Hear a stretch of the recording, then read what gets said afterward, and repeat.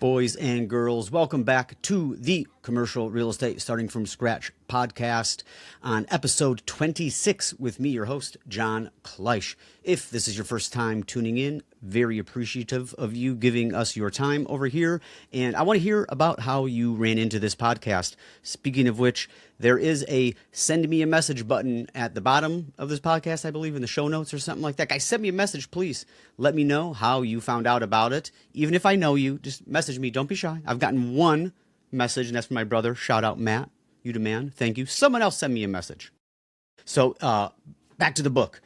In this podcast, I am documenting my journey from $0 of owned commercial real estate all the way up until however long I decide to take this thing. It's about 6 months into the journey, and current day I own about 50% of $2.5 million, soon to be a lot more. It always fluctuates because either way, what I'm doing here, documenting my journey, showing everybody just what I'm doing, not how I'm doing it, but just watching me flub around basically.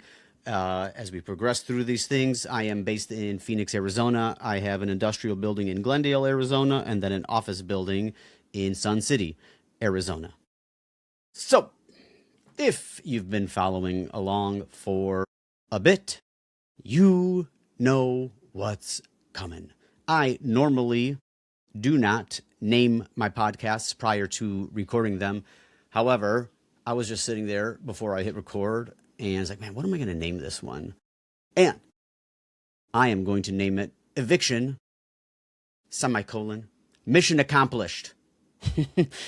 And I say that jokingly because I forget what year it was, but this was early into 2000s, George Bush, Iraq War. He had this big old ceremony that he ended like the Iraq War. It was over or something. I don't know, some big thing. They hung this huge banner that said mission accomplished. And then we were there for like 19 years after that. So similar to that. However, I will say that the eviction has been completed. The tenant has been removed from the property.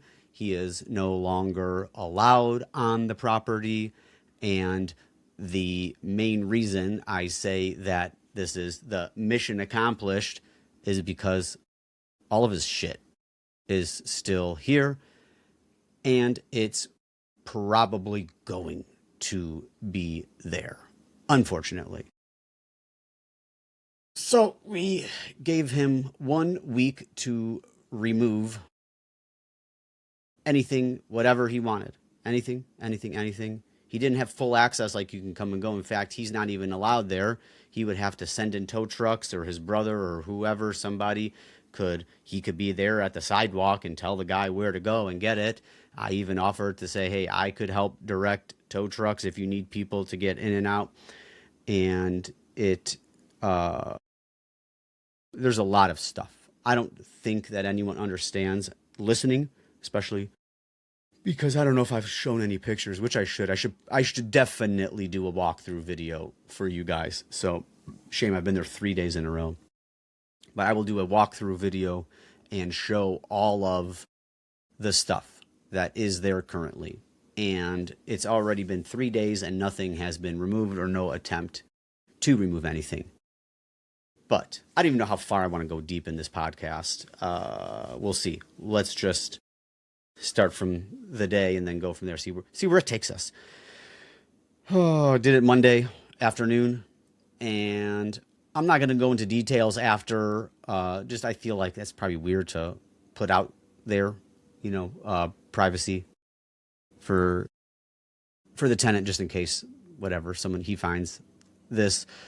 Nothing crazy. Nothing. Just basically what you would expect.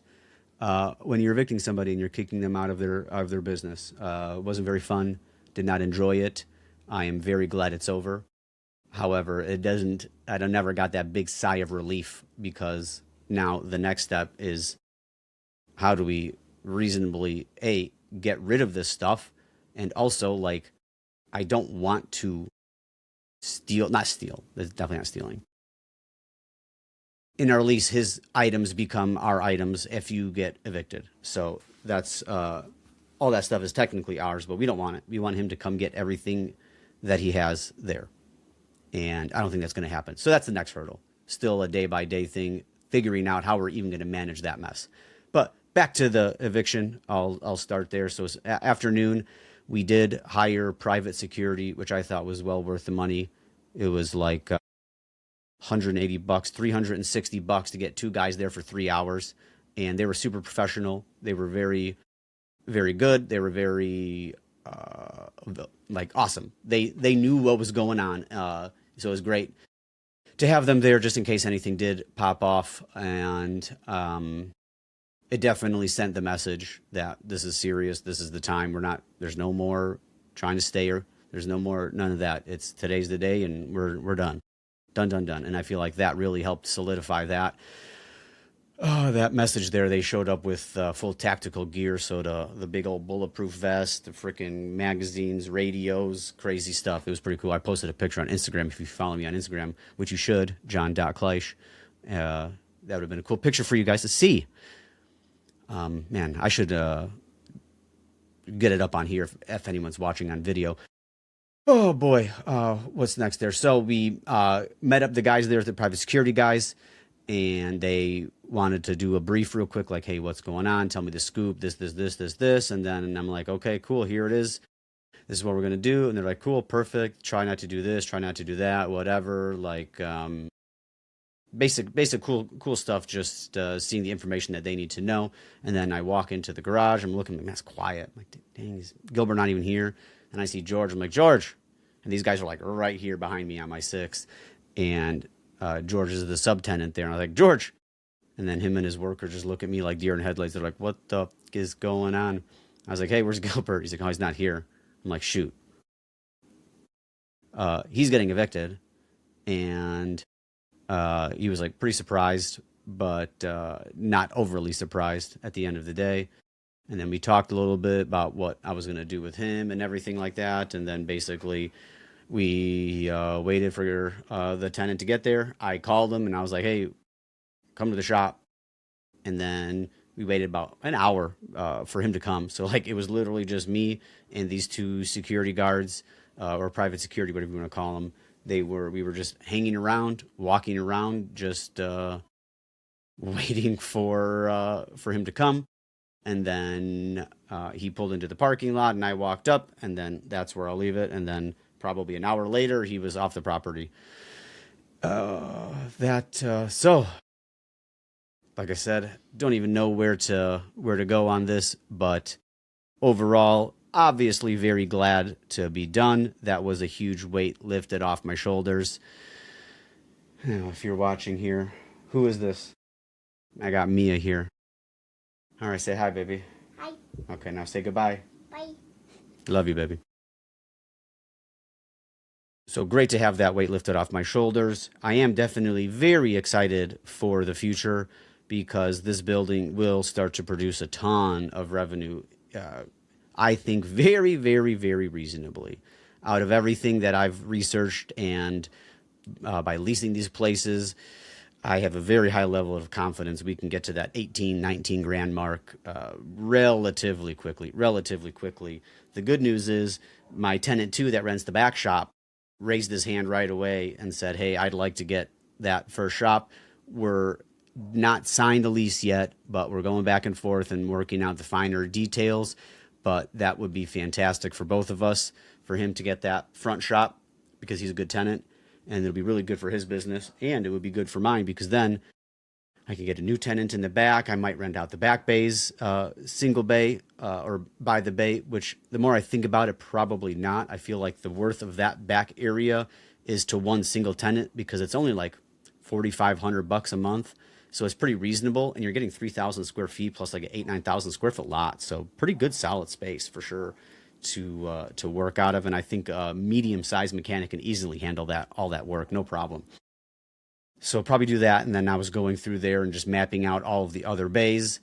And what I need to do is, especially once I'm actively leasing them and have them leased, I'll take pictures and do walkthroughs on what I did to improve them, before and after pictures, and how much I'm getting, what I think I'm going to get from them. That'd be a really cool episode, I think, because that's something that I don't know. what the rent is for by the bay. I have an idea.